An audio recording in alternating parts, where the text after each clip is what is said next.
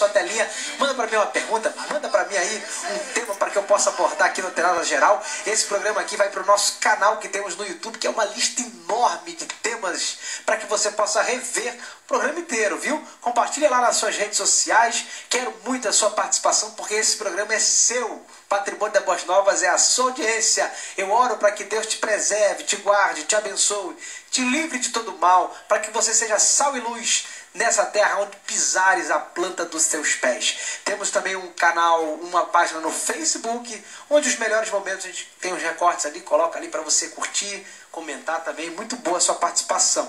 Pastores, vamos lá para mais uma pergunta. A premonição e a revelação citada como um dom na Bíblia Sagrada são as mesmas coisas? Como a Bíblia fala ali, 1 Coríntios 12:14, cita os dons do Espírito, inclusive tem revelação. Que revelação é essa? É premonição? Porque também a gente entende como revelação o discernimento do presente.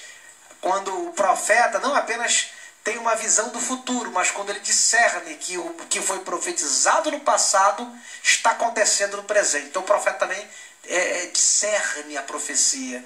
O que a gente pode entender com aquela revelação de 1 Coríntios 12:14? Eu percebo que ali naquela coisa específica de 1 Coríntios 12, a gente tem dons de conhecer, né? Dom de conhecimento, de sabedoria, enfim, que seria você saber alguma coisa que naturalmente você não saberia. Pode-se chamar isso de premonição? Por que não? Já que não tem ali nenhuma...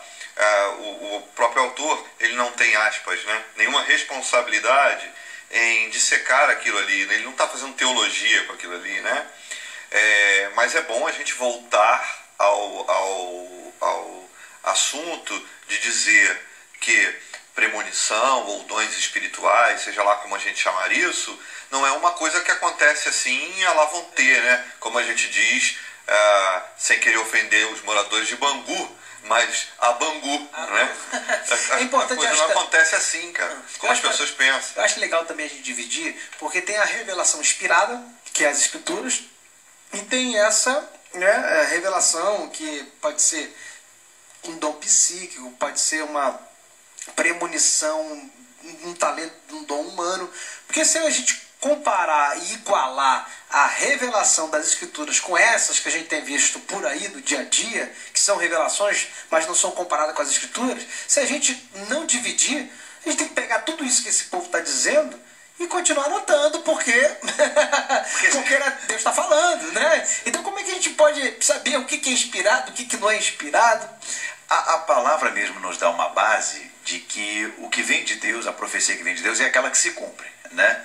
Mas como a gente vai ver, Isaías, 800 anos antes de Jesus nascer, profetiza. Quem é que vai ficar para conferir a história se foi verdadeiro ou não? Então, e dá a entender então que essas revelações inspiradas são as que têm a ver com a redenção da história humana, né? E o que não tem... Exatamente. Eu acho que a gente tem que falar um pouquinho sobre... É por aí. Eu creio que Deus fala através de sonhos. Deus pode usar um profeta, uma pessoa para te revelar, para te mostrar alguma coisa, mas eu também creio que se Deus usa um profeta ou alguém para te falar algo, ele vai confirmar aquilo que ele já te disse, ou que você sentiu no teu coração, o Espírito falou contigo, o Espírito Santo falou contigo, ou na palavra ele já te confirmou isso, e vai usar alguém como uma confirmação para te colocar alguma coisa. Eu penso dessa forma. Deus não vai ficar brincando, né? Vou revelar aquilo ali para deixar a pessoa assustada. Não creio dessa forma. E tem gente, e eu quero bater nisso, que baseia a sua vida somente nisso. E ao invés de profecia, como a gente sempre diz, vira profetada, né? É o casamento. Quantos casamentos arruinados por causa de profecia? Vai casar com fulano, vai casar, ou então uma determinada, ou premonição. A sua escolhida já tá vindo. E tem gente esperando até hoje, tem gente que casou e não deu certo, aquelas coisas. Então, revelação inspirada é essas que tem a ver com a redenção da história humana, com o plano divino de Deus, que já acabou, já encerrou no cânon, já foi fechado. O que foi revelado foi suficiente Já está fechado, não tem mais novas revelações. Até Paulo fala sobre isso. Se vier um anjo do céu, seja anátema, se vier trazendo novas revelações. Agora, o que tem hoje em dia não é uma revelação inspirada. São ferramentas que Deus dá ao homem para que possa melhorar ou direcionar a vida humana, para que possa ter uma qualidade de vida melhor, uma direção melhor no dia a dia. Sim, ainda assim, Pablo, eu creio que se não estiver alicerçada na inspiração revelada, na revelação escrita de Deus, que é a palavra dele, é muito arriscado confiar em qualquer outra. Confiar, porque a pessoa é o teu negócio, é tão subjetivo. Como é que eu vou saber se é de Deus, né? Então, se o cara for um lunático ali, que ele acredita que o que está vindo é de Deus e é dele. Vem com aquele aspecto de espiritualidade, vem com um discurso, porque o evangeliquez é muito fácil de se aprender.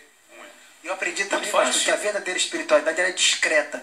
Quando o cara vem já soltando pavão, mostrando muita espiritualidade, Jesus nunca gostou toma cuidado. Jesus nunca gostou de pirotecnia, de show, de espetáculo. Se havia alguém que era discreto, era Jesus. É verdade. Quantos milagres ele fez, quantas curas ele fez, que ele diz, olha, não precisa contar para ninguém não é necessário. As experiências mais profundas que o crente tem com Deus não são públicas. Não são públicas. Somos nós, cada um de nós, na intimidade com o Senhor ali, no quarto fechado, com a palavra dele aberta, com o coração escancarado diante dele. É ali que nós somos quebrantados, é ali que ele nos alimenta, é ali que ele nos mostra, é ali que ele fala realmente conosco. Sabe o que eu percebo também? Que às vezes, não sei se existe um povo místico que vai atrás dessas experiências, revelações e tal, sendo que a maior espiritualidade, as maiores experiências estão nas relações humanas. Sim, não tem dúvida. Na vida do corpo, da igreja. O pastor Fábio falou no início logo da nossa reunião aqui sobre revelação, não é mesmo? Às vezes eu, por exemplo, sou pastor de uma igreja histórica. Não gosto de placa, não gosto desses rótulos. Mas a igreja congregacional, especialmente aquelas que são do tronco caleiano, trabalho iniciado pelo casal Calei no Brasil, nós somos uma igreja histórica, chamada também de tradicional.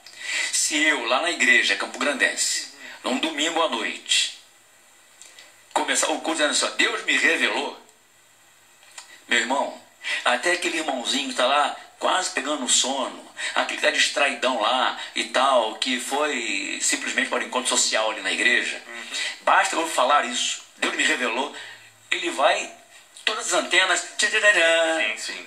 Né? Eu ia pegar a partir daí, qualquer coisa que eu falar, ele vai engolir. E aí que entra os espertalhões, é o discurso da manipulação. Essa coisa da busca pelo místico, e foi muito legal o senhor falar isso, porque tá dentro dessa linha. Essa coisa da busca pelo místico é uma necessidade nossa, do ser humano. Ou seja, de acreditar que existe sempre um sentido para além do que os olhos podem ver e do que o entendimento simples pode compreender. É por isso que o irmãozinho que está lá quase dormindo, ou sem comprometimento nenhum, na hora que diz que ouve, Deus me revelou, acende que luz, que antena que se monta? A antena dessa busca pelo místico. Opa, vem alguma novidade aí, vem alguma premonição, vem alguma revelação. Agora, voltando a esse assunto revelação, queria só colocar uma coisinha que a gente não pode esquecer. Porque Deus, que sempre foi invisível, e o homem tentando vê-lo, conhecê-lo, enxergá-lo, percebê-lo de diversas formas, ele um dia se deixou ver. E ele se deixou ver através de Jesus. Né? Jesus é a imagem do Deus invisível. Então não há revelação maior do que essa.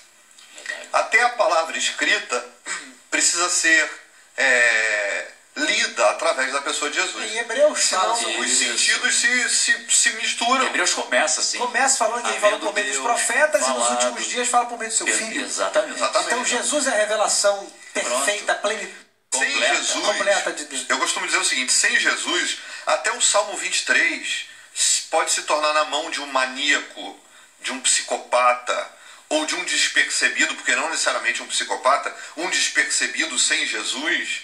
Ele lê o Salmo 23 que diz, Deus coloca uma mesa uma mesa para mim na frente dos meus inimigos, ele pode ler isso assim: Deus me dará comida e os meus inimigos vão morrer de fome.